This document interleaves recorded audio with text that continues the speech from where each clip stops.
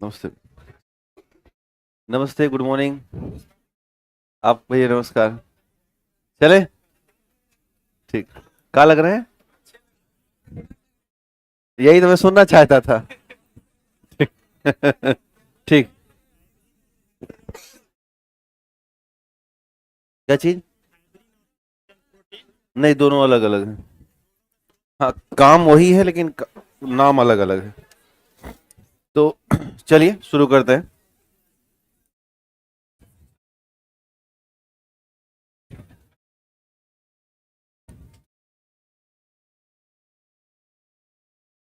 तो हम लोग बातचीत कर रहे थे। विटामिन बी कॉम्प्लेक्स हो गया है, पैरा अमीनो बेंजोइक एसिड और मायो इनिशिटॉल भी हो गया है। कोलाइन कल टेस्ट है ना, पता है? हाँ। हाँ मतलब 1 घंटे, मतलब मैं 1.5 घंटे का करवा दूं। देखो, 1.5 घंटे करवाने का मतलब है कि फिर आपको जाने में थोड़ा लेट होगा, तो कोई दिक्कत तो नहीं है। जैसे आमतौर पर। अच्छा, लेट नहीं हो उसमें आराम रहता है। तो 1 के बजाय 1:30 बजे जाना, फिर 1:30 तक आपका करवा देते हैं। 12 से 1:30। तो 1.5 घंटे में आप 110 क्वेश्चन आराम से कर लेंगे। और OMR भर के फिर आप फिल कर दीजिएगा वहां पर, है ना? चलिए। वो एक एहसास होगा कि आपने जो पढ़ा उसमें क्या क्षमता विकसित हुई आपकी, या हमने जो पढ़ाया उससे काम बना कि नहीं बना। क्योंकि देखो, मैं लाख मीठा मीठा बोल लूं और लाख ये सब लिखा दूं, लेकिन सारा खेल वही है एग्जाम में आए तो। नहीं तो मेरे कोई मतलब मैं नहीं मानता उस चीज़ का, और आप भी नहीं मानोगे, है ना? तो आप प्रैक्टिस करिए खूब ज़्यादा, और क्वेश्चन लगा के देखिए कि क्वेश्चन आ रहे हैं कि नहीं आ रहे हैं। अब 110 में मेरा ऐसा मानना है कि अगर आप नॉर्मली भी क्लास में बैठे होंगे तो 80 खींच ले जाएंगे। और क्लास के बाद अगर कुछ सवाल ऐसे होंगे जो क्लास में नहीं होंगे, थोड़ा नए सवाल होंगे वो। और ऐसा हो सकता है, ऐसा मत मानना कि सारा नोट से ही आ जाएगा। अरे, ऐसा ही होगा। ऐसा तो नहीं कि वहां से कोई निकाल लिया हो क्वेश्चन। मुसल्लापुर हाट वाले।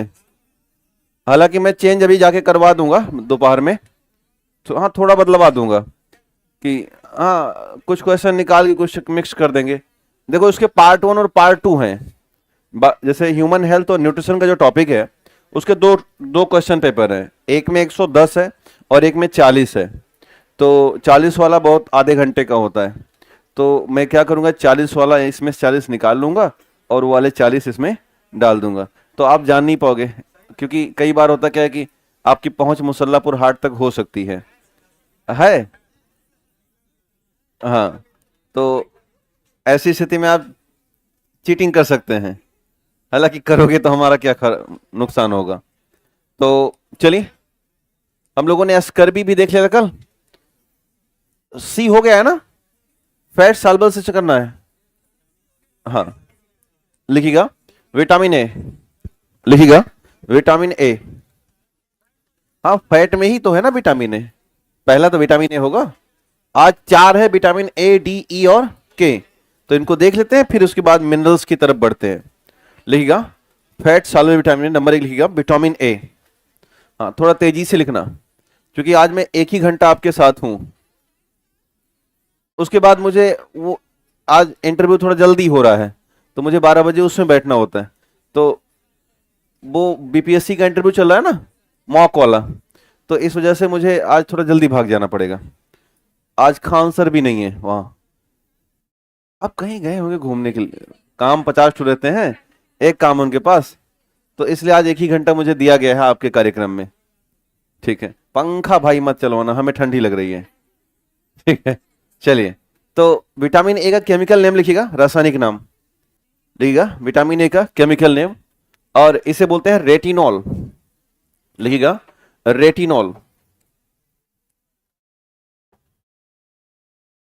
रेटिनॉल। रेटिनॉल। लिखिए केमिकल नेम रेटिनॉल। लिखिए अदर नेम, अन्य नाम लिखिएगा। लिखिए अन्य नाम, antioxidant vitamin. Antioxidant vitamin. Antioxidant vitamin, प्रतिऑक्सीकारक, ये शब्द समझते हैं आप लोग कि व्हाट इज द एंटीऑक्सीडेंट? कोई बता सकता है कि एंटीऑक्सीडेंट क्या होता है? जो फ्री रेडिकल्स को मार दे और हमें सुरक्षा दे। तो बॉडी में बहुत सारे फ्री रेडिकल्स बनते हैं जो हमें हार्म पहुंचाते हैं, और आमतौर पर जब सेल फंक्शन करती हैं तो फ्री रेडिकल्स का बनना तय माना जाता है। यहां तक कि सांस लेते समय भी जो ऑक्सीजन इंटर करती है उसके भी फ्री रेडिकल्स बनते हैं, ऑक्सीजन फ्री रेडिकल्स बोलते हैं। यानी कुल मिला के ऐसे समझना कि जब कुछ लोग खाना खाएगा तो थाली गंदा करेगा ना, जैसे आपको पत्तल पे या थाली पे भोजन दे दिया गया तो खाओगे, लेकिन क्या वो पत्तल या थाली स्वच्छ रहेगी? उत्तर है नहीं। तो वैसे ही हमारा सेल है, जब वो एक्टिविटी कर रहा होता है तो ऐसी स्थिति में उस फंक्शन के जरिए, यानी कि उस बायोकेमिकल रिएक्शन के जरिए, एक तो हमें एनर्जी मिलती है, दूसरा वो सारे काम जो कि बॉडी एक्टिविटी के लिए हैं वो मिल जाते हैं। लेकिन उसी दौरान, जैसे इधर थाली गंदी हुई, उसी दौरान बॉडी में फ्री रेडिकल्स या मुक्त मूलक निकलते हैं।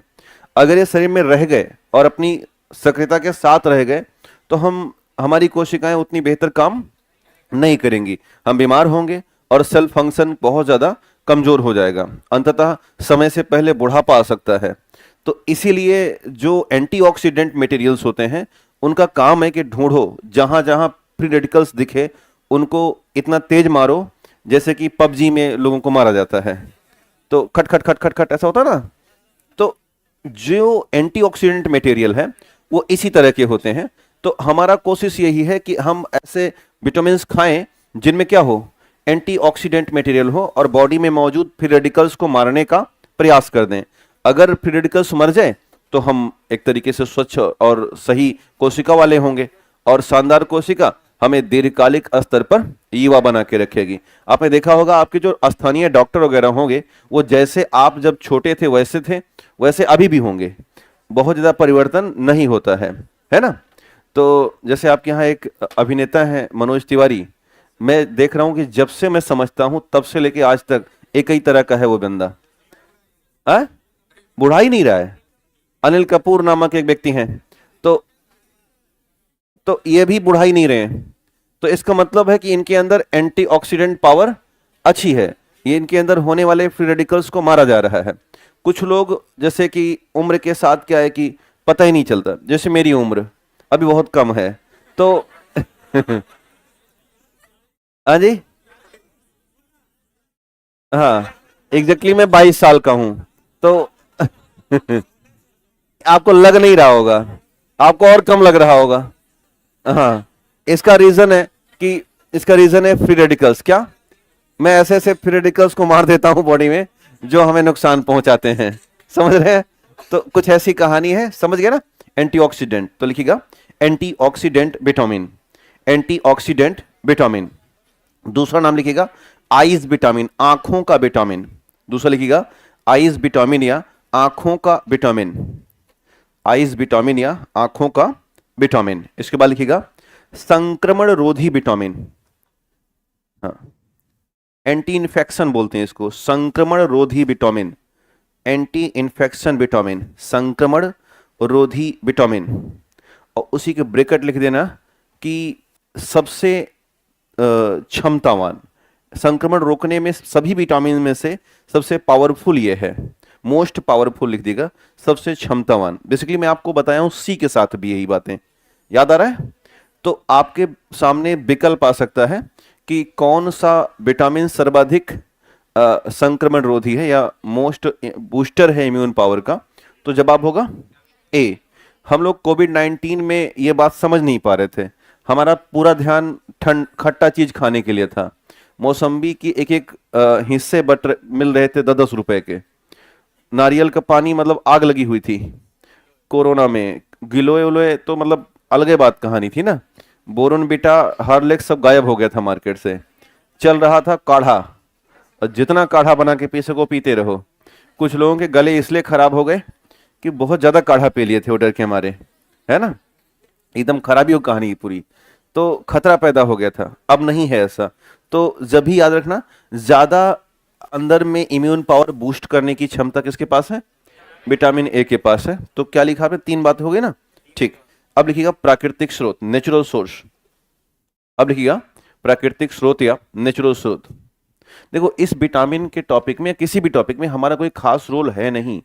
आप ये समझना कि मैं कुछ समझाने की प्रक्रिया में नहीं हूं, बीच बाच में कुछ ऐसा आता है जो मुझे समझाना पड़ता है, बाकी ये सारा रोल किसका है? आपका है। याद का से नहीं है, बस समझो उसको। अब इसमें क्या ही रोल कर दूंगा, कौन सा ज्ञान बता दूं कि मछली तेल खाते हैं? तो ये कहीं से मैं ज्ञान कलेक्ट करके लाया हूं, अब वो पीछे लिखा है, आपको उतार दे रहा हूं। हमारा रोल तब आएगा जब मैं टेक्नोलॉजी पढ़ाऊंगा, वहां पर मैं अपनी बातें आपको समझाना शुरू करूंगा। तो यहां से ये जज मत करना कि ये मास्टर पीछे लिख के लाता है और आपको बता देता है, इसमें कोई मेरा रोल नहीं है। ये एक इंफॉर्मेशन है जो आपको क्या किया जा रहा है? प्रोवाइड कराया जा रहा है। समझ रहे हैं मेरी बात? हम लोगों का रोल तभी आता है जब हम मेंस पढ़ाना शुरू करते हैं। पीटी में टीचर का कोई खास रोल, मानते हो कि नहीं ये बात? नहीं है, ऐसा नहीं है। हमारा रोल क्या है कि मैं आपको पका पकाया भोजन दे रहा हूं, आपको पकाने की आवश्यकता नहीं है, बस इतना ही रोल है। बाकी हमारा बहुत ज्ञान इसमें प्रवाहित नहीं हो रहा है। तो बस इसको आपको भी ध्यान में रखना है कि इसके पीछे बहुत भागना नहीं है। बस हाँ, सुबह शाम उठ के एक बार दोहरा लो इसको। यहां पे बहुत सोचने की आवश्यकता बिल्कुल नहीं है, बस दोहराओ और सवाल को फटाफट प्रैक्टिस में लाओ। तो लिखिएगा मछली का तेल, फिश ऑयल, मछली का तेल, लिखिए हरी पत्तेदार सब्जियां, हरी पत्तेदार सब्जियां, ग्रीन लिफी वेजिटेबल, हाँ हाँ हाँ येलो है, पीली पत्तियां, जितनी कलरफुल पत्तियां हैं आप सारी खाइए, है ना। हरी को छोड़ के और कलरफुल पत्तियां भी आती हैं मार्केट में, है ना। या आपने देखा होगा हरी हरी मिर्च वो वाली आती है ना, शिमला मिर्च, लाल और पीली भी आती है, अमीर लोग खाते हैं, वो सारा विटामिन ए का स्रोत है ना। इसके बाद लिखिएगा क्या है? अंडा और पपाया, जितना पीला फल है सब में विटामिन ए है। लिखिएगा अंडा, पका हुआ पपीता, पका आम, पका हुआ कद्दू या कोहड़ा, पका पपीता और पका हुआ आम पीले होने चाहिए, बहुत कम है। हाँ, पंपकिन मीन्स होता है कोहड़ा या कद्दू, लेकिन पका हुआ कच्चा एक हरा कद्दू होता है, उसको हम खाते हैं। लेकिन हमें क्या खाना चाहिए? पका हुआ कद्दू और कद्दू का बीज, ये विटामिन एक। हाँ जी, नहीं हरा है ठीक है, बट वो हाँ हाँ, एक कल हमसे गलती हो गई है, उसको सुधार लीजिएगा। एक भाई साहब मुझे इंस्टाग्राम पे सही करवाए थे, उनको हृदय से धन्यवाद।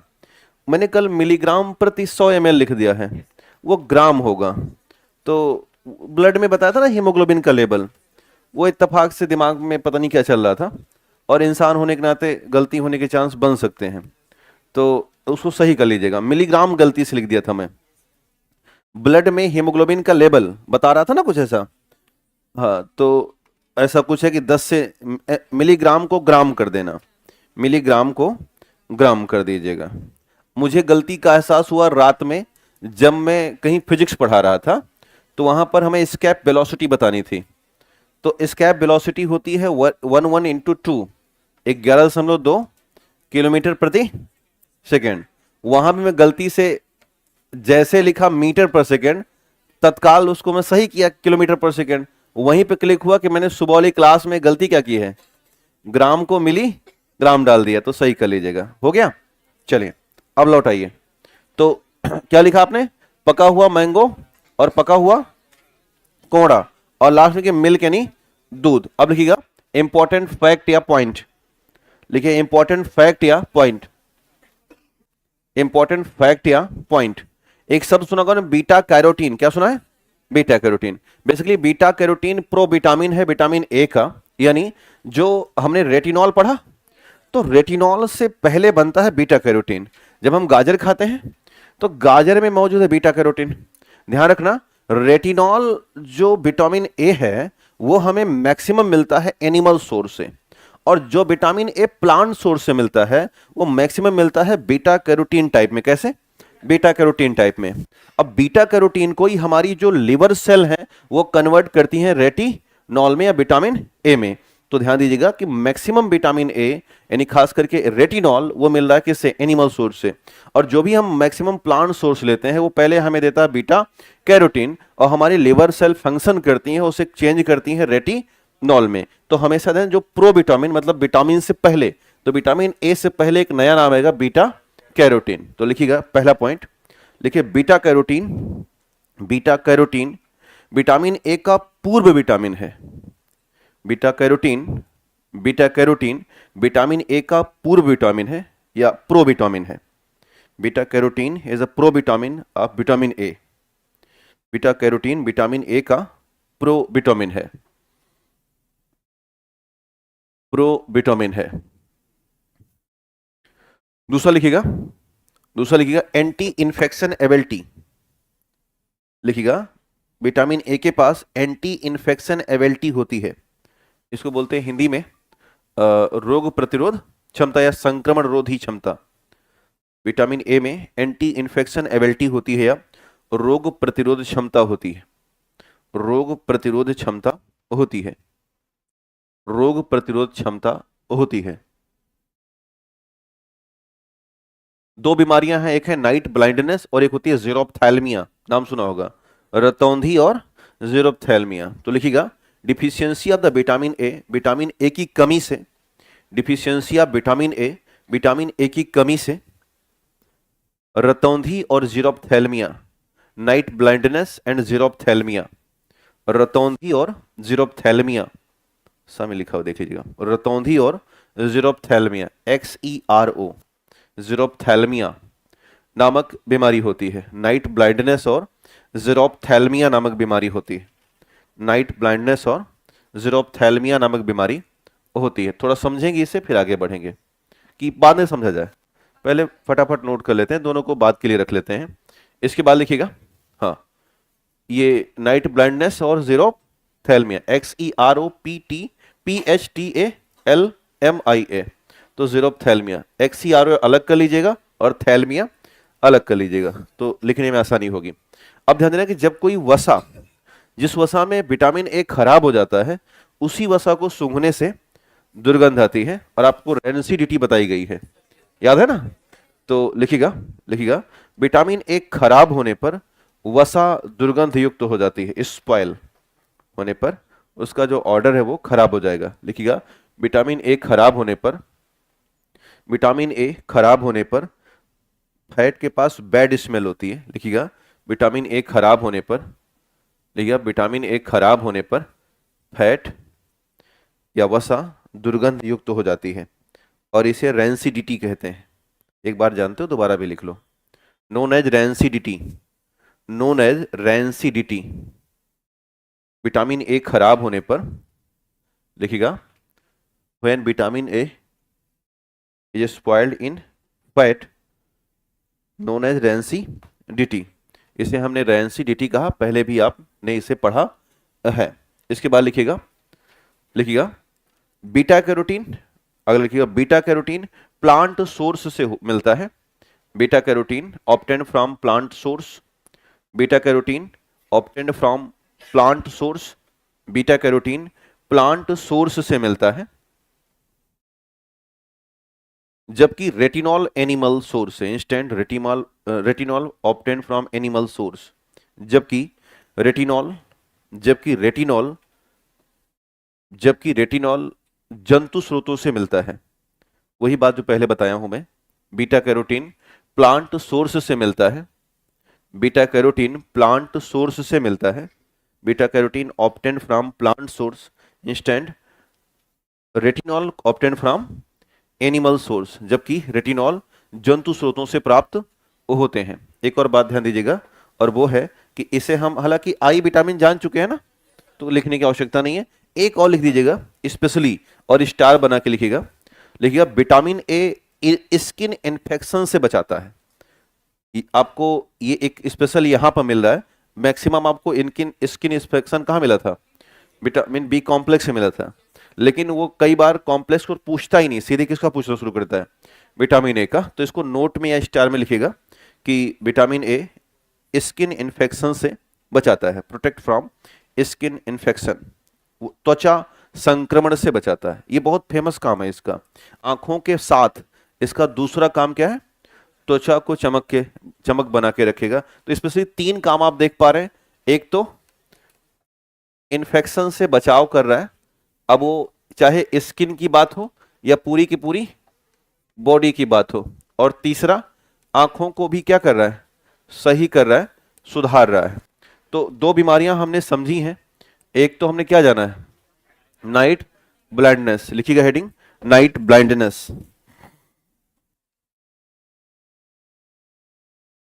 लिखिएगा हेडिंग, नाइट ब्लाइंडनेस। थोड़ा सा कॉन्सेप्ट समझते हैं, फिर इसके बारे में जानकारी हासिल कर लेते हैं। देखो, अक्सर जो अंग्रेजी माध्यम के छात्र हैं उनको बता दूं कि एक होता है कलर ब्लाइंडनेस और एक होता है नाइट ब्लाइंडनेस। आपको मुश्किल तब आएगी कि आपसे पूछ सकता है कि कौन सा जेनेटिक है और कौन सा नॉन जेनेटिक है। तो बेसिकली कलर ब्लाइंडनेस जेनेटिक होता है और नाइट ब्लाइंड जेनेटिक नहीं होता। हम अंत में ये ब्लाइंडनेस ब्लाइंडेड जो शब्द लिखे गए हैं उसमें कई बार धोखा खा जाते हैं, और वहां पर जो दिमाग यहाँ है अभी क्लास में, वो दिमाग वहां नहीं होता। वहां पे आपका दिमाग या आप स्वयं में थोड़े भयभीत रहते हो, और खासकर भयभीत का भयादोहन का स्तर तब बढ़ता है जिस साल आपको लगता है कि इस बार हमें फाइनल कर देना है। एक होता है ना कि एक होता है कि लाओ दे आते हैं, और एक होता है कि इस बार हमें निकाल देना है। तो जिस साल ये लगेगा कि ये 17 या 71 जो भी हमें निकालना है तो वो हम निकाल सकते हैं, तो वहां पर थोड़ी गलती होने के चांस ज्यादा हो जाते हैं। यही असलियत है कि जिनका तैयार होता है वही एग्जाम से पहले डरते हैं, जिनका तैयारे नहीं है वो क्या डरेंगे। सीधी सी बात है ना, उनको अंदर से पता है कि पढ़े लिखे हैं नहीं, होगा नहीं, का डरना है इसमें, बस जाना है, दे के लौट आना है। और अगल बगल में भौकाल मारना है कि बीपीएससी पेपर देने गए थे मार्केटिंग, तो एक मार्केटिंग के लिए जाते हैं लोग, और एक जाते हैं वाकई में काम करने के लिए। तो जो वाकई में काम करने जाते हैं तो उनके कई तरीके हैं। जैसे मैं आपको कुछ बता दूं कि जैसे आपको पीटी देना जिस साल निकालना है, तो पहला काम कीजिएगा कि टेम्पू पे लटक के मत जाइएगा, थोड़ा पहले जाइएगा। जैसे जिस साल निकालना है उस साल की बात कर रहा हूँ, कि थोड़ा एग्जाम मान के चलो कि 9 बजे है, 10 बजे है, तो आराम से एक सीट बुक कर लीजिएगा जिस पे अच्छे से बैठ सकिए अगर दूर है तो, और 1 घंटा पहले जाके यहाँ स्थिरता से सांस वांस अच्छे से लेके बैठ जाइए। और आधे घंटे पहले भी आप पढ़ सकते हो ऐसे आंकड़े जो आपको भूल सकता है। ये बात नहीं है कि कुछ लोग कहते हैं कि बस सब पढ़ना बंद कर दो अब सोना, ऐसा कुछ नहीं है। सोइए, रात में अच्छे से सोइए, लेकिन सुबह भी कुछ आंकड़े। क्या आवाज बढ़ाए? आ नहीं रहा क्या वहां तक? अरे यार, ऐसा कैसे हो सकता है? अब आया? हेलो, आया भैया? उधर देखो आवाज नहीं बढ़ा, उनको सक्सेसफुल कैसे होंगे उधर आवाज नहीं जाएगी तो। आ गया भैया? हाँ, तो मैं बता रहा था कि जिस साल निकालना है एग्जाम उस साल क्या करना है।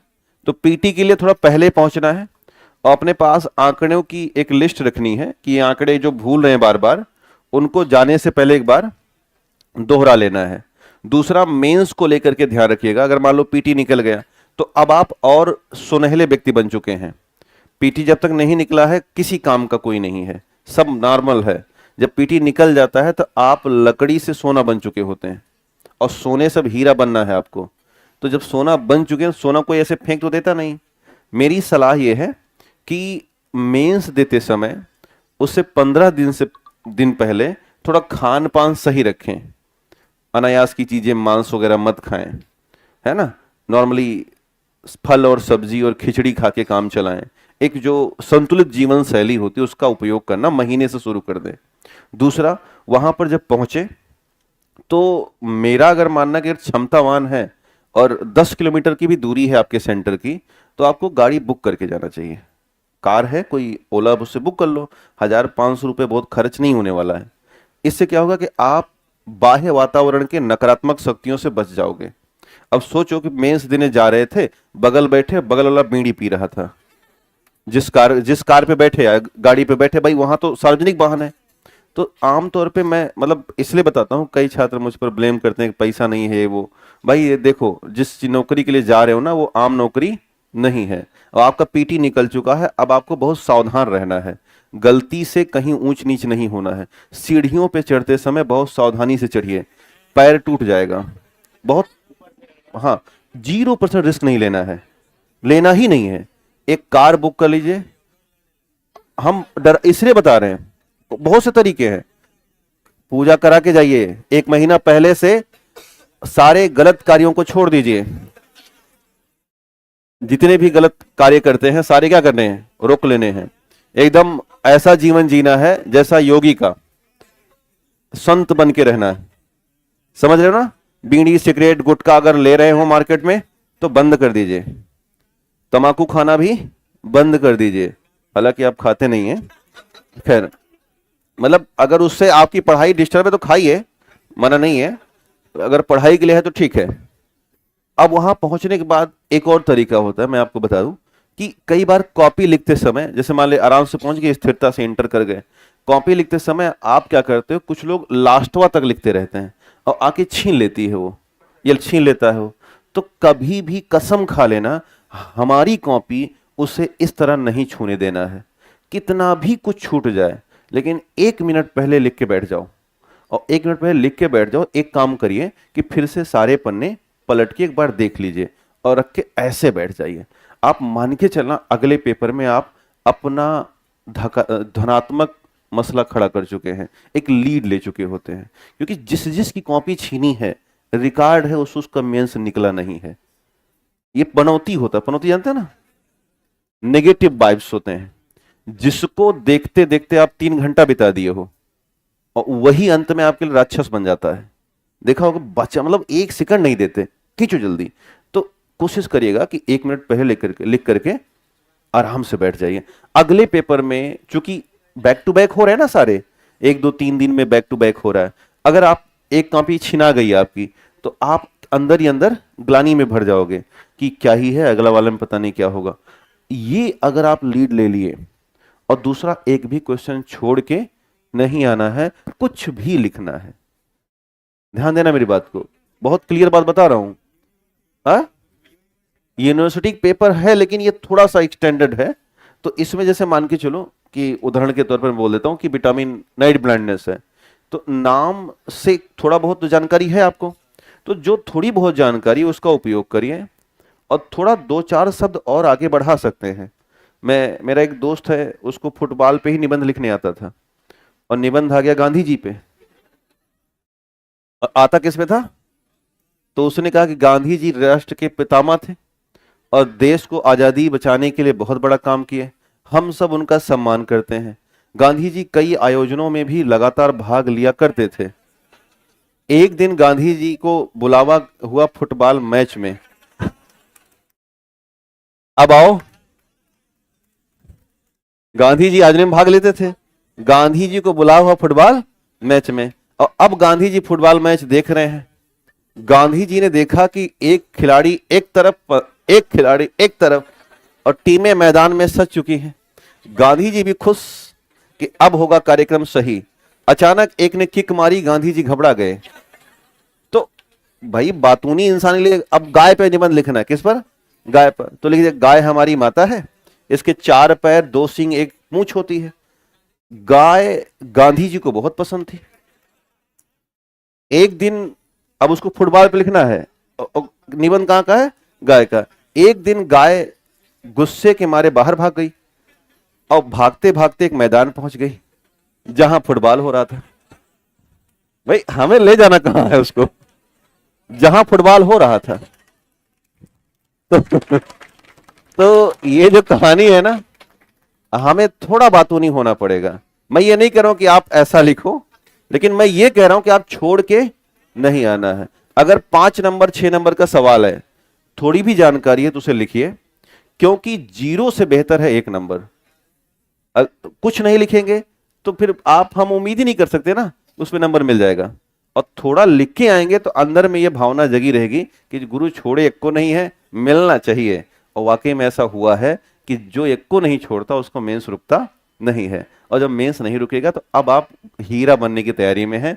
अंत में क्या है, अभी मैं कई हीरो से मिलूंगा और अक्सर मिलता रहता हूं, ये आते हैं ना, उनके चेहरे पर जो चमक मुझे दिखती है वही चमक मैं आपके सामने लाके उतार देता हूं।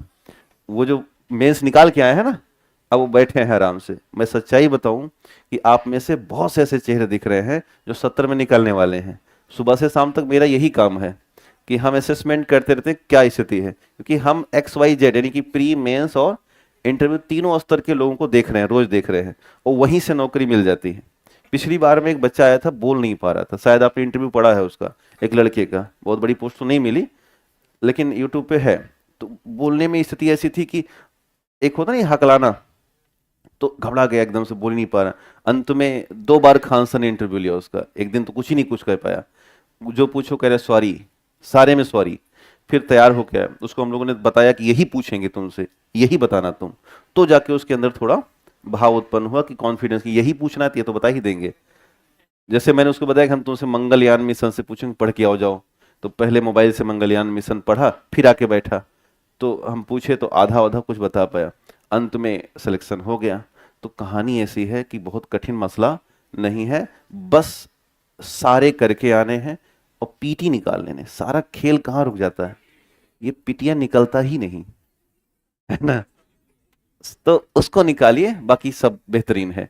और उसको निकालने का यही तरीका है कि ज्यादा ज्ञान नहीं, बहुत टू द पॉइंट रहिए और सटीक बात करिए। जितना नोट्स में हो उसको क्या करिए, बार बार दोहरा लीजिए, बस यही एक अंतर है। चलिए आगे बढ़ लेते हैं। लिखिए नाइट ब्लाइंडनेस, ध्यान देना। तो समझ में आया ना किस पर निबंध लिखना है, फुटबॉल पे? तो कहो ना मुझसे, जैसे अक्सर ऐसा निबंध उसमें होता है इंटरव्यू में कि आप चाहो तो इंटरव्यूअर्स को अपने हिसाब से मोड़ सकते हो, चाहो तो है क्षमता, तो आप उसके सवालों को डिनाई करा के अपने सवाल उसके मन में डाल दोगे। ये ऐसा होता है और ऐसा सिखाया भी जाता है कि आपको जिस विषय की नॉलेज है उसी में उसको मोड़ लीजिए और उसी में फंसा के सारी बात कहते निकल लोगे। और ऐसे बन के भूत बन के बैठे रहोगे, वो करोगे तो वो अपनी बात करेगा।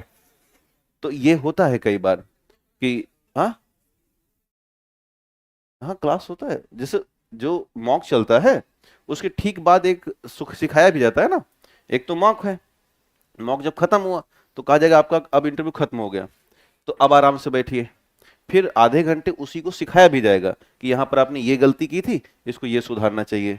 1-2 बार वो बैठने का तरीका थोड़ा कैजुअल है ना, जानते हैं तो ऐसे ही तरीके हैं कि चल के सिखाया जाएगा, या हम कहेंगे थोड़ा चलिए। कपड़े के स्थिति देखी जाएगी, ज्यादा लंबा पैंट तो नहीं है, हाँ बहुत छोटा भी पैंट अच्छी बात नहीं है, शिकायत। हाँ ज्यादा टाइट पहन के मत आओ, चमकीले कपड़े हैं तो उसको भी सावधान करो, है ना। ऐसे ही तमाम तरीके हैं। ये हमारी आंख है, इसको ध्यान देना। और आंख के पीछे का जो हिस्सा है ये 3 लेयर का होता है बेसिकली। तो लगभग कुछ ऐसा, जिनमें से सबसे महत्वपूर्ण जो है वो इंटरनल लेयर है, जिसे हम कहते हैं रेटिना। तो वास्तव में इसी रेटिना पर इमेज बनता है। क्या बनेगा, इमेज या प्रतिबिंब बनता है। आपको पता है कैसा बनता होगा, हाँ सब जानते हो। तो अब ये इमेज रेटिना पे जो बनता है बेसिकली 2 वजह से बनता है। एक होता है रॉड सेल और एक होती है कोन सेल। जो कोन सेल हैं ये एक्टिव होती हैं डे लाइट में, यानी कि सूर्य के प्रकाश में। हालांकि आर्टिफिशियल लाइट में भी ये एक्टिव होती हैं, पर उतना नहीं जितना कि होना चाहिए। कई बार रात्रि में कपड़ा लेते समय नीले और काले में फर्क महसूस नहीं कर पाते हम लोग, या वो लोग ऐसी ऐसी लाइटिंग जला देते हैं कि लगता है सारा कपड़ा अच्छा है, और वही दिन में कपड़े लेने जाइए तो बातें क्लियर होती हैं। दिल्ली में जितने सब्जी विक्रेता हैं, अगर वो हरी धनिया बेच रहे हैं तो हरी लाइट जला देते हैं, और प्याज बेच रहे हैं तो लाल लाल लाइट ऊपर से जला देंगे, आपको लगेगा बड़ी रंगीन प्याज है, और सब सुबह देखोगे तो सफेद सफेद दिखती है। तो वो लाइट का कमाल है। तो हमारी आंखें कई बार रात्रि में कौन सेल एक्टिव नहीं कर पाती, रात्रि में एक्टिव होती हैं रॉड सेल, है ना। और जब एक्टिव होंगी तो ये लेकिन ब्लैक एंड व्हाइट दिखाती हैं, श्वेत श्याम प्रकाश दिखाती हैं। तो जब किसी व्यक्ति के शरीर में, बॉडी में विटामिन ए की कमी हो गई, मान के चलो, जो कि लगभग भारत में कमी देखी जाती है, गर्भवती महिलाओं और बिल्कुल शुरुआती इन्फेंट में, खास करके 1 साल 1.5 साल के बच्चों में विटामिन ए देखा जाता है कम है भारत में। तो अगर आपके पास विकल्प आए कि सबसे कमी कहाँ मिल रही है, तो 2 ही में ही चांस है ना, प्रेग्नेंट वुमेन में और इन्फेंट में। 2 में विटामिन ए, VAD बोलते हैं, विटामिन ए डिफिशियंसी CNC। तो अगर विटामिन ए कम हुआ तो ऐसी अवस्था में एक बॉडी में पिगमेंट बनता है और उस पिगमेंट का नाम है रोडोप्सिन। क्या नाम है? और रोडोप्सिन। तो जो रोडोप्सिन है ये वास्तव में नहीं बन पाता और रोडोप्सिन ही हमारी रॉड सेल को इनहेंस करता है, एक्टिवेट करता है। तो रोडोप्सिन होगा तो रॉड सेल एक्टिव होंगी और रॉड सेल एक्टिव होंगी तो ब्लैक एंड व्हाइट कलर हमें दिखाना शुरू करेंगी और थोड़ा सा जो डिम लाइट है या मध्यम प्रकाश है उसमें भी हम देखना शुरू करते हैं। जिस पेड़ को दे जाते समय हमने हरा देखा था शाम को, वापस आते समय अगर अंधेरा हुआ तो ब्लैक एंड व्हाइट दिखना शुरू हो जाता है। चूंकि हमारे जन्म से ही ऐसा है इसलिए हमें इससे घबराहट नहीं होती। हम सब समझ गए हैं कि ऐसा ही होता है। कई बार है ना कि 2 धन 2 बराबर 4 ही होता है, 4.5 नहीं हो सकता। वैसे हमारे मन में है कि ये रात्रि का समय है इसलिए यह पेड़ ब्लैक एंड व्हाइट है, नहीं तो हम घबरा जाएंगे और मानसिक तौर पे बीमार हो सकते हैं। लेकिन ऐसा है नहीं क्योंकि ब्रेन हमारा एडजस्ट कर लेता है उसे। तो जब किसी के व्यक्ति के शरीर में विटामिन ए कम हुआ तो क्या कम हो जाएगा? रोडोप्सिन कम होगा और रात्रि में रॉड सेल काम करना बंद कर देगा। तो जो नाइट में विजन है हमारे, अंधेरे में ब्लैक एंड व्हाइट वाले, वो दिखने कम हो जाते हैं। तो प्रभावित क्या हो रहा है? रेटिना, और रेटिना का रॉड सेल। तो बेसिकली वो पूछेगा कि नाइट ब्लाइंडनेस में आंखों का कौन सा हिस्सा प्रभावित होता है? तो स्पेशली रॉड सेल और स्पेशली रेटिना। तो जब किसी को नाइट ब्लाइंडनेस होगा तो कुछ ऐसा होता है, जैसे अब नॉर्मल व्यक्ति को देखिए तो ये कार दिखाई दे रही है और ये रास्ते भी दिखाई दे रहे हैं, लेकिन जो नाइट ब्लाइंडनेस वाला व्यक्ति है क्या उसको रास्ते दिखाई दे रहे हैं? आप तो बिल्कुल सही व्यक्ति हो तो आपको दोनों दिखेगा। आपको यहाँ पर केवल कार चमकती हुई दिखाई दे रही है, बाकी बहुत क्लियर दिखाई नहीं दे रहा है। तो इसका अर्थ ये है कि नाइट ब्लाइंडनेस वाले व्यक्ति को ऐसा नहीं कि वो अंधा हो जाता है, हल्का हल्का दिखाई देता है। दूसरा कॉन्सेप्ट दिमाग में रखिएगा कि अगर हम बल्ब जला दें तो नाइट ब्लाइंडनेस वाले को दिखाई देना शुरू हो जाएगा, क्योंकि वो प्रकाश पाते ही जो कौन सेल है वो काम करनी शुरू कर देती है। तो सारा समस्या केवल किसकी है? नेचुरल लाइट की है। शाम होने के बाद उसे देखने में उतनी क्षमता नहीं होती जितनी कि एक सामान्य व्यक्ति को हो रही है। तो बात समझ में आ गई? इसको आप लोग कॉपी में लिख लेते हैं, लिखिएगा। ये चित्र बनाएंगे, हाँ, या बना लिए होंगे तो अच्छी बात है, नहीं तो बना लीजिएगा। और रेटिना दिखा देना स्पेशली। और यहां पर एक और बना देना, ये लेंस है आंखों का, ये दिख रहा है ना? तो लेंस के सामने एक और हिस्सा, इसे कॉर्निया कहते हैं। नाम तो सुना होगा इसका, ये कॉर्निया है। आंखों का मुख्य लेंस होता है, मेन लेंस कॉर्निया ही होती है। आंखों का मेन लेंस कॉर्निया होता है। हाँ हाँ, डोनेट यही करते हैं मरने के बाद। जिंदा रहते कौन कर देगा ना, कोई नहीं देता। लोग कितने स्वार्थी हो, कहते हैं हम तुम्हारे लिए जान दे देंगे, ये वो ऐसा ऐसा कर। कोई देता होता थोड़ी है। नहीं, कुछ लोग देते भी हैं। हाँ, जो कहे जान दो कि तो अपनी कारनियां दे दो मुझे अपनी एक। हाँ। तो मैं प्रयागराज में पढ़ा रहा था तो एक लोग पूछे कि सर वो मुझसे बहुत प्यार करता है।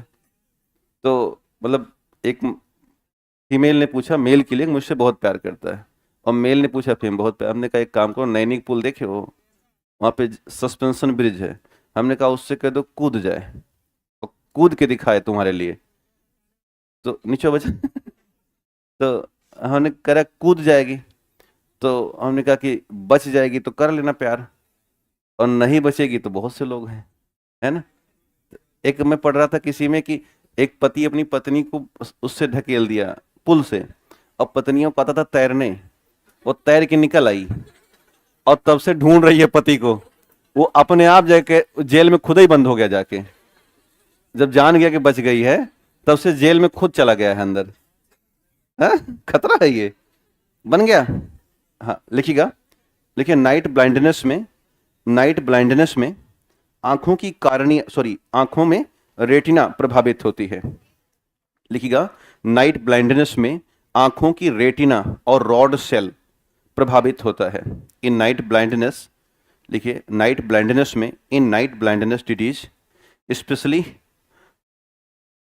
स्पेशली आईज रेटिना और rod cell is affected night blindness में। In night blindness specially eyes retina, specially eyes retina slash लगा लिखिएगा rod cell, eyes retina slash लगा लिखिएगा रॉड सेल इज अफेक्टेड लिखिएगा हिंदी में नाइट ब्लाइंडनेस में, या हिंदी में कहते हैं रतौंधी। हाँ, रतौंधी में आंखों की रेटिना या रॉड सेल प्रभावित होती है, आंखों की रेटिना या रॉड सेल प्रभावित होती है। क्लियर हुआ?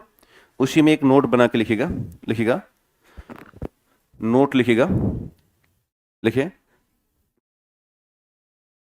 क्या वही चीज हिंदी में करके जिम में, हिंदी में लिखिए रतौंधी में आंखों की रेटिना और स्लैश बना के लिखिएगा रॉड सेल प्रभावित होती है। नीचे एक नोट लिखिएगा, लिखिए बल्ब या आर्टिफिशियल लाइट में, लिखिएगा बल्ब या आर्टिफिशियल लाइट में रतौंधी वाले व्यक्ति को दिखाई देता है। बल्ब या आर्टिफिशियल लाइट में, लिखिएगा बल्ब या आर्टिफिशियल लाइट में रतौंधी वाले व्यक्ति को दिखाई देता है। अंग्रेजी भाषा में लिखिएगा कि night blindness affected person able to see in artificial light और बल्ब। ठीक है ना, वो एबिलिटी है उसके अंदर। अक्सर ये मैंने इसलिए लिखा दिया कि आपके मन में या किसी के मन में नाइट ब्लाइंडनेस को लेकर इतना ही बात है कि दिखाई देना बंद हो जाता है, तो बंद नहीं होता बल्कि क्या हो जाएगा, डिम हो जाएगा या उसकी लाइट कम हो जाती है। हो गया? एक और नोट या क्या भैया? अच्छा, लिखिएगा night blindness affected persons are able to see in artificial light, night blindness affected persons are able to see in artificial light. तो आर्टिफिशियल लाइट कब होगी? रात्रि में। कब होगी? या आप आगे बढ़ा दें ड्यूरिंग नाइट आगे बढ़ा दीजिएगा, नहीं तो रात में ना जलाओ, दिन में जला दो। एक और बीमारी कौन सी थी? ज़ीरोफ्थैल्मिया, और ज़ीरोफ्थैल्मिया में प्रभावित होता है कॉर्निया। तो नीचे एक नोट डाल दीजिएगा, देखिएगा ज़ीरोफ्थैल्मिया में आंखों की कार्निया प्रभावित होती है। ज़ीरोफ्थैल्मिया में आंखों की कार्निया प्रभावित होती है। इन ज़ीरोफ्थैल्मिया आइज कॉर्निया इज अफेक्टेड। ज़ीरोफ्थैल्मिया में आंखों की कार्निया प्रभावित होती है। इन ज़ीरोफ्थैल्मिया आइज कार्निया इज अफेक्टेड, आंखों की कार्निया प्रभावित होती है। लिखिए इसे ड्राई आइज डिजीज भी कहा जाता है, सूखी आंख का रोग। ड्राई आइज डिजीज, सूखी आंख रोग, इसे ड्राई आइज डिजीज भी कहा जाता है। सूखी आंख रोग कहते हैं, आंखें सूख जाती हैं, इसे ड्राई आइज डिजीज भी कहा जाता है। ड्राई आइज डिजीज भी कहा जाता है। तो क्लियर हो गया ना? ज़ीरोफ्थैल्मिया हमने क्या कहा? Dry eyes. तो अक्सर ये जो कॉर्निया ऊपर एक बहुत ही ट्रांसपेरेंट लेंस लगा हुआ है, ये सूख जाता है, और जिनको ज़ीरोफ्थैल्मिया होती है रात के 10 बजते बजते बार बार आंखें मलनी पड़ती हैं, क्योंकि धुंधला दिखाई देना शुरू हो जाता है। और इसका 2 रीज़न है, एक तो विटामिन ए की कमी और दूसरा देर रात तक मोबाइल फ़ोन चलाना, जो कि हर कोई कर रहा है, हम भी करते हैं। अब लिखिएगा गोल्डन राइस, लिखिएगा heading golden rice, vitamin A के अंदर ही है। हाँ, टॉपिक है, लिखिएगा गोल्डन राइस। सुनहला चावल तो सुना होगा ना, गोल्डन राइस। तो एक प्रकार के जेनेटिक क्रॉप्स है। क्या है? जेनेटिक क्रॉप्स है। तो पहला पॉइंट लिखिएगा, लिखिए गोल्डन राइस एक जेनेटिक मॉडिफाइड क्रॉप्स है, आनुवांशिक संवर्धित फसल है। लिखिएगा गोल्डन राइस एक प्रकार की आनुवांशिक संवर्धित फसल है। गोल्डन राइस एक प्रकार की आनुवांशिक संवर्धित फसल है, is a genetic modified crop. Golden rice is a genetic modified crop, आनुवांशिक संवर्धित फसल है। अब यहाँ पर समझना इसका कॉन्सेप्ट। नॉर्मली जो चावल है हमारे पास, इस चावल का हम बीज लेते हैं, सीड, और लेकर के जाते हैं लैब में, और लैब में ले जा करके इसमें हम ऐड करते हैं बीटा कैरोटीन। क्या ऐड करेंगे? बीटा कैरोटीन ऐड करते हैं। और आपको बीटा कैरोटीन कहाँ मिला था? गाजर में। और आपको पता है कि ये प्रो विटामिन ए है। क्या है? प्रो विटामिन ए है, जो कि हम लोग पहले से जानते हैं। तो जब हम बीटा कैरोटीन का इसमें हम जीन ऐड करेंगे, अब ध्यान दीजिएगा, इसे हम गाजर से नहीं लेते हैं। कई बार मन में आता है कि ये वो वाला बीटा कैरोटीन जो कहाँ से मिला? गाजर से। ध्यान देना कि जब हम ऐसा कुछ कर रहे होते हैं तो इस लैब में एक व्यवस्था है जिसे कहा जाता है जेनेटिक इंजीनियरिंग। क्या बोलेंगे? जेनेटिक इंजीनियरिंग या आनुवांशिक अभियांत्रिकी कहते हैं। और कभी भी आनुवांशिक अभियांत्रिकी से जब हम कुछ बदलाव कर रहे होते हैं तो मैक्सिमम सॉइल बैक्टीरिया लिए जाते हैं। तो कुछ ऐसे सॉइल बैक्टीरिया हैं जिनका नाम मैं तब बताऊंगा जब हम टेक्नोलॉजी पढ़ा रहे होंगे। हालांकि ध्यान रखना कि बैसिलस थुरिनजेन्सिस नहीं है, नहीं तो आपको ये पता होता है कि बीटी बैक्टीरिया एक होता है। इसमें हम कुछ अलग सॉइल बैक्टीरिया लेते हैं, तो उस सॉइल बैक्टीरिया से क्या निकालते हैं? बीटा कैरोटीन निकालते हैं। और बीटा कैरोटीन का जीन ऐड कर देते हैं किसमें? सामान्य चावल के बीज में। और इस सामान्य चावल के बीज से अब हमें एक मॉडिफाइड, कैसा? मॉडिफाइड सीड मिल गया है, जो कि अब इसकी हम करेंगे खेती, है ना। इसको हम ले जाएंगे खेतों में और इसका हम मान के चलो कि 30 दिन तक नर्सरी में रखते हैं और उसके बाद हम लगभग 60 दिन तक इसको हम खेतों में रखते हैं। और फिर हमें एक सामान्य जो फसल प्राप्त होती है वो फसल अब कहलाती है गोल्डन राइस। यानी अब ये जो नई फसल बनी वो वास्तव में वो सभी प्राकृतिक प्रक्रियाओं के साथ बनी जैसी हम खेती करते हैं। हमारी खेती तो ऐसी होती है ना, चावल की फसल लगभग 90 दिन लेती है। आप अगर देखते होंगे उससे कम समय नहीं लेता। एकमात्र फसल आलू है जो 50 से 52 या 60 दिन में तैयार हो जाती है। बाकी जो फसलें हैं वो और समय लेती हैं, लगभग मान के चलना कि 90 दिन, या कई बार चावल 100 दिन भी ले लेता है। तो हाँ, बहुत से तरह तरह के धान हैं। बहुत से धान ऐसे आते हैं जो कम समय होते हैं, बहुत, जैसे मंसूरी धान है वो 130 दिन ले लेता है। हाइब्रिड हैं 6444 एक हाइब्रिड बहुत फेमस है, उसका 90 दिन ही में ही मामला सेट हो जाता है। बासमती चावल है वो 100 दिन तक जाता है। तो सबके अलग अलग रेशियो हैं, लेकिन मोटा मोटा यही है। तो अब जो हमें चावल मिला वो कैसा मिलेगा? Golden rice. तो जोड़ा क्या गया इसमें? Beta carotene. Beta carotene known as provitamin A. तो जब बॉडी में जाएगा और हम चूंकि धान या चावल ज़्यादा खाएंगे तो हमारी जो कोशिकाएं हैं लीवर की, बीटा कैरोटीन को मॉडिफाई करेंगे किसमें? रेटिनॉल में। किसमें? रेटिनॉल में। तो विटामिन ए डिफिशियंसी को दूर करने में ये एक अच्छी खासी भूमिका निभा रहा है। तो इसे एक बना लीजिएगा, फिर आगे बढ़ते हैं। तो जेनेटिक मॉडिफिकेशन समझ में आया? अच्छा, फिर से देखिएगा। चावल का एक बीज लिया गया यानी धान, और धान लेके कहां चले गए हम? लैब की प्रक्रिया क्या कहलाती है? आनुवांशिक अभियांत्रिकी या जेनेटिक इंजीनियरिंग। आनुवांशिक अभियांत्रिकी एक ऐसी प्रक्रिया है जिस प्रक्रिया में हम किसी बाह्य जीन को निकालते हैं और बाह्य जीन को निकाल करके अपनी आवश्यकता वाले बीज में या आवश्यकता वाले जीव में जोड़ देते हैं। पहली बात, ये कॉन्सेप्ट पक्का रखिए कि किसी भी फसल का बीज एक लिविंग थिंग्स है। घरों में रखा हुआ बोरे में गेहूं जिंदा है, मरा नहीं है। अगर वो मरेगा तो पानी में तैरना शुरू कर देगा। कभी गेहूं धोए हो तो ऊपर जो खराब गेहूं है ऊपर आ जाता है और अच्छा गेहूं नीचे।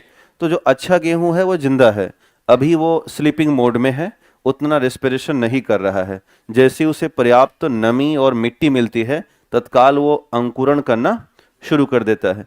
तो जब वो जिंदा है तो उसमें हम मनचाहा बदलाव कर सकते हैं। तो मनचाहा बदलाव का असर यह है कि अगर हम चावल का यदि आनुवांशिक मटेरियल देखें, जेनेटिक मटेरियल, तो वो होता है चावल का डीएनए। क्या हो जाएगा? राइस डीएनए हो जाएगा। और राइस डीएनए ही इसका जेनेटिक मटेरियल है। और इस जेनेटिक मटेरियल के भीतर में होते हैं जीन। मान के चलना ये पूरा बॉक्स राइस डीएनए है, तो इसके भीतर इस तरह फाइलें रखी गई हैं और इन फाइलों को हम बोलते हैं जीन। क्या बोलेंगे? जीन। तो एक कंप्लीट जेनेटिक मटेरियल एक बॉक्स है और उस बॉक्स का नाम है डीएनए, और उस बॉक्स के अंदर जो फाइलें रखी गई वो क्या है? जीन है। Gene is a unit of genetics, unit of genetics, and DNA is a genetic material. तो डीएनए अगर जेनेटिक मटेरियल तो बॉक्स है एक, और उसी बॉक्स में क्या रखा गया है? ढेर सारी फाइल। तो उसमें से एक फाइल निकाला जाएगा, तो उस फाइल में हो सकता है ये लिखा हो कि ये चावल मीठा होगा। एक फाइल और निकाल लेते हैं, उसमें यह लिखा होगा ये चावल लंबा होगा। एक फाइल और निकालते हैं, उसमें यह लिखा होगा इस चावल में ये न्यूट्रिएंट्स हैं। एक फाइल और निकालिए, उसमें लिखा होगा इस चावल को आकार कैसा हो सकता है। यानी सारी इंफॉर्मेशन अलग अलग फाइल में क्या है? डिवाइडेड है। जैसे हमारा जो जेनेटिक मटेरियल क्या है?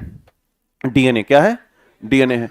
तो हमारा डीएनए अगर कोई निकाले और उसके अंदर मौजूद जीन निकाले, तो सीधी सी बात है, तब हमें पता चल जाएगा कि हमारा नाक लंबा और गोल क्यों है, हमारे आंखों में काला या नीलापन क्यों है, तो सारा जीन में मिक्स है। तो जब हम किसी की इंफॉर्मेशन लेना चाहते हैं तो कहाँ तक जाएंगे? उसके जीन तक जाएंगे। तो वैसे ही आनुवंशिक अभियांत्रिकी या जेनेटिक इंजीनियरिंग जो होता है वो इसी पर बेस्ड टेक्नोलॉजी है। वो कहाँ जाएगी? डीएनए में जाएगी और वहां से फाइल चेक करेगी कि इसमें कौन सा मामला है। तो अब चूंकि इसमें जोड़ना क्या है?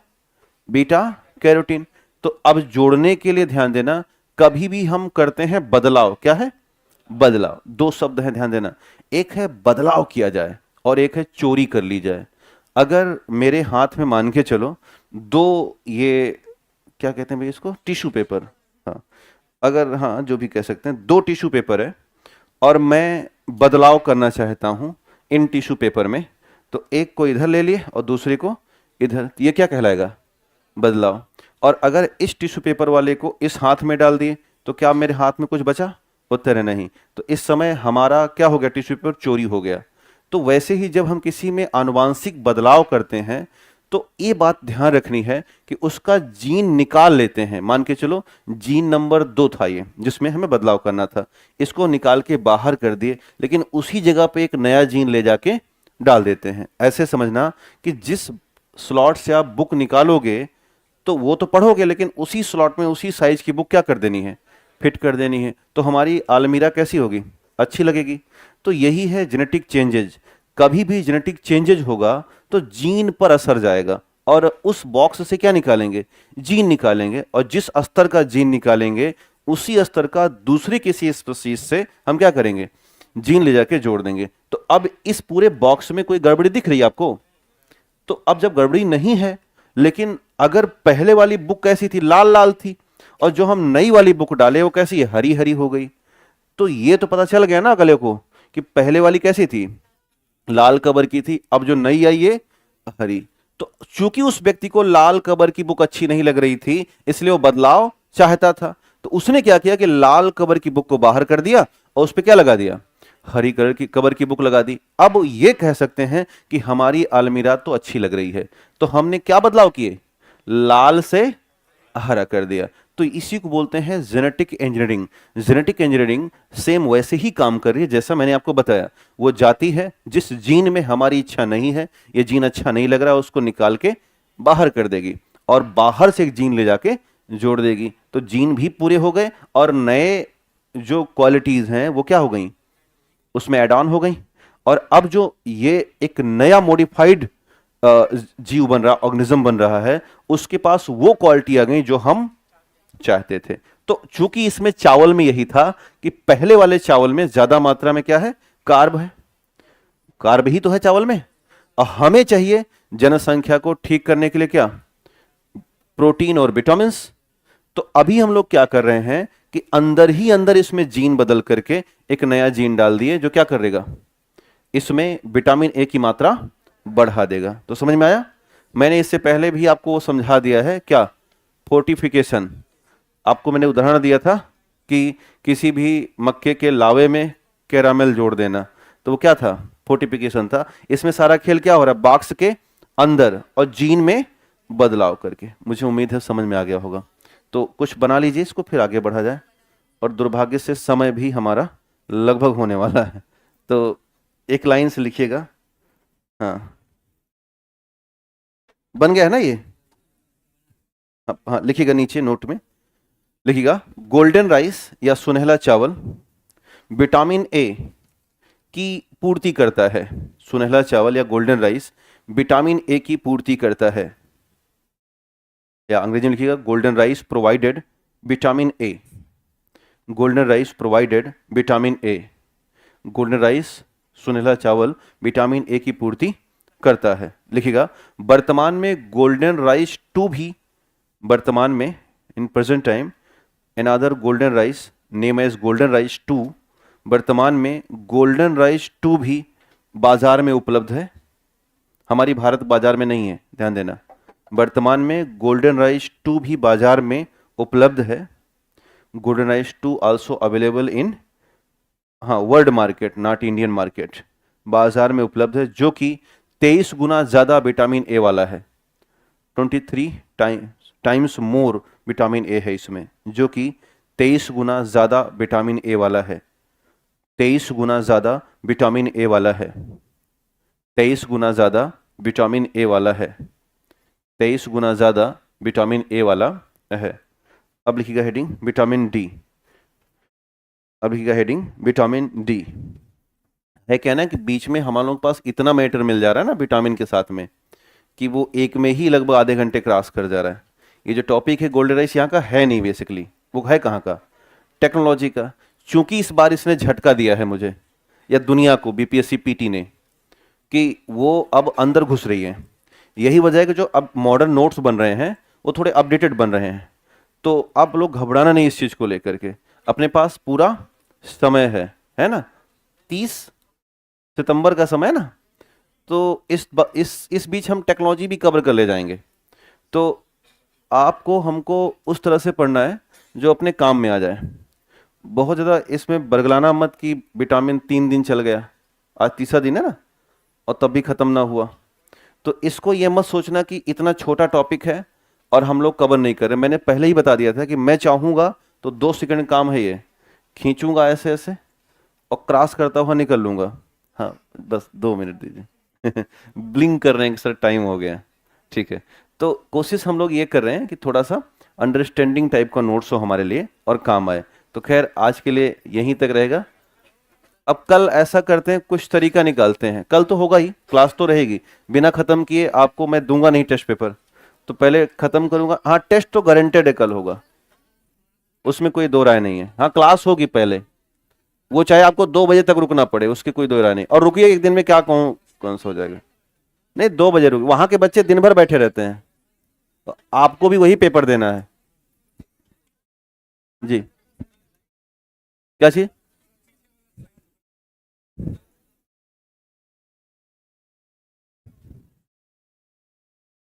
हाँ, पहले क्लास होगी।